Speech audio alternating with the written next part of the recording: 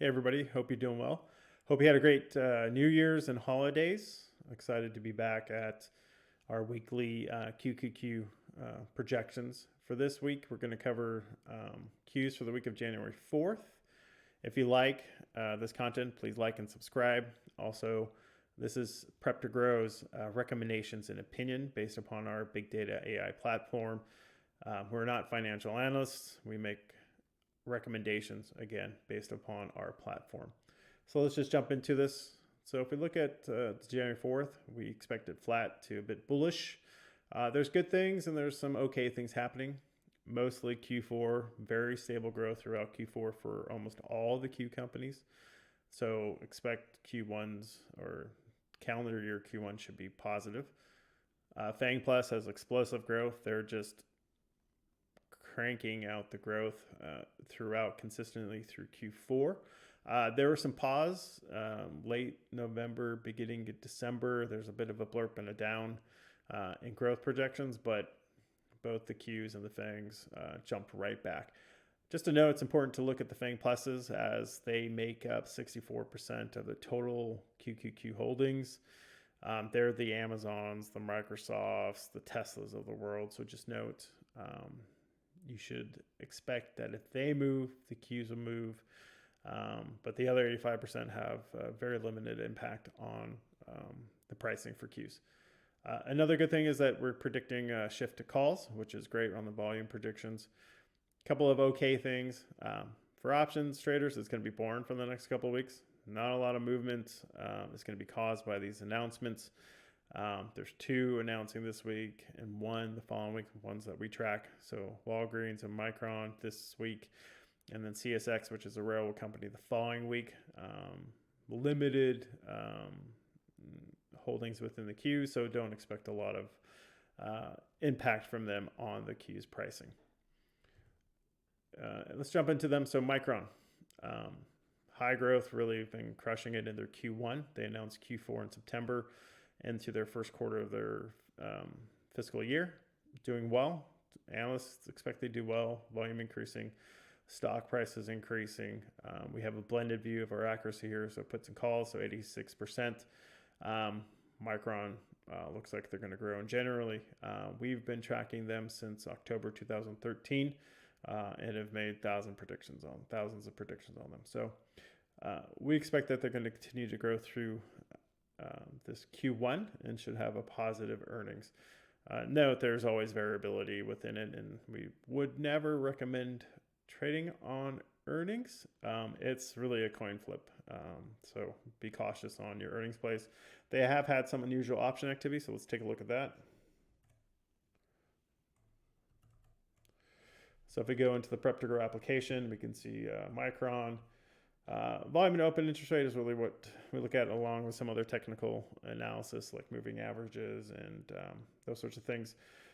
So they had unusual options for February 19, 2020, strike expiration date at the 70 strike price. Let's take a look just how much that volume is. So 813, not a huge bet, but still some usual option activity going into it. Not a lot of call option activity either, surprising, so no big bets there. Just one big bet on a put. We'll see how it plays out. Micron, again, has had really good growth throughout the year. So let's look at Walgreens. Surprising, Walgreens is very flat, especially with the macro conditions, the stay-at-home, plus the holidays. So either they really are managing their growth tightly, which isn't really reflected by the analyst opinion, but we see it's flat growth. Prep to Grow has a decent accuracy on calls, predicting calls and stock price, but a terrible accuracy on predicting when it's going to go down. So there is some unusual option activity on it. Let's take a look at that, and it is a put. So it's definitely not something we would ever trade on just based on our accuracy with them. We've been tracking them for a short time frame. So we've been tracking them since, I believe, July of 2020. So we don't ever recommend a stock or an option or for a company until we've had it go through at least 60 days of cycles with us.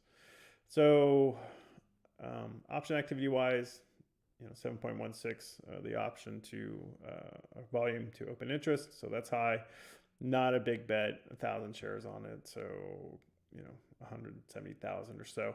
So not a huge bet on them, and is really the most unusual option activity we've seen on them. And this was back from pre-Christmas or December 22nd when we picked this up and recommended it as unusual option activity to our subscribers. So generally, Walgreens, surprisingly looking like flat growth. They could surprise, and maybe there's really tighten up their spend because of all the macro conditions, but you would see more movement by now if they were looking to smash numbers. All right, so let's look at next week. So again, CSX, they're a railroad company. They make up about a 0.5 percentage point of the total holdings for the Qs. We'll talk about them next week, but it's a railroad company. It's not overly exciting and will not have really any bearing on the pricing of the Qs, as it's not a high-tech company. It's primarily a railroad company. So let's look at our 12-month forecasted revenue and earnings per share. So this is getting into why we feel it's a bull. So this is really just what the analysts are saying about it over the last 12 months. You can see that certainly these charts reflect the macro conditions, so the downturns in March, April, May, June, and the bounce back. So certainly downgrades through there. You can see that the numbers for the FAANGs and for the Qs FAANGs especially at all times high. That certainly is reflective of our data, so certainly support the analysts in that high view. For the Qs, it's about the same level as they were at the beginning of 2020, so 12 months ago. And that's a little low on our side. We've seen stable growth throughout coming out of April, May, June.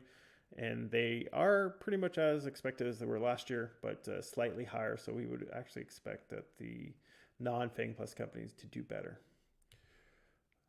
Quarterly predicted growth. So just stable, steady growth for the Qs as a whole. You can see the red square. That was a blip for us in our projections growth. We really felt that this kind of movement down dramatically, some recovery down again, these kind of like 10 days reflect some sort of shift occurring. And the market decided that it was going to go up, or the growth projections decided it was going to go up from our algorithm. So certainly looking at steady growth throughout Q4, earnings should be good, but the next couple weeks, again, are going to be boring as no earnings announcements will be talked to reflect what the predicted growths are. So 30-day versus long option volume, this is good. As you can start to see, the green is puts, the yellow, orangish is calls. Certainly a good uptick in calls and a downtick in puts. For the Qs as a whole, FAANGs is kind of a mixed bag. It's always somebody's betting against the FAANGs. So the volume is not as indicative in this case when we look at what the Qs are going to do over the next 30 or so days, but the vast majority of the momentum is shifting to calls, which is great. Bear versus bulls, same reasoning. Calls are stable, stocks are stable. Everything's pretty stable between the amount of puts and calls, which is good, but the volume is shifting again to long options, call options, excuse me. Stock price predicted to increase. At the beginning of the quarter or Q4, it was depressed a little bit, but certainly has grown throughout every single week since then and is higher than it was going into Q4, which is great. Is also a reason why we're predicting it's flat to bullish. There was, as you can see, some downturn, which kind of gave us pause and looked like the market was shifting, or the Qs were shifting to a 5% pullback, but that didn't fully materialize. Again, it was 2.5%. So this is the Qs for the week. Again, for January 4th, the expectation it'll be flat to bull. Boring week, 2 weeks for option traders. There's no real earnings announcements, but the expectations is that Q is going to smash their Q4. Earnings should be good in Q1. So fingers crossed. Hope you have a great week and happy trading.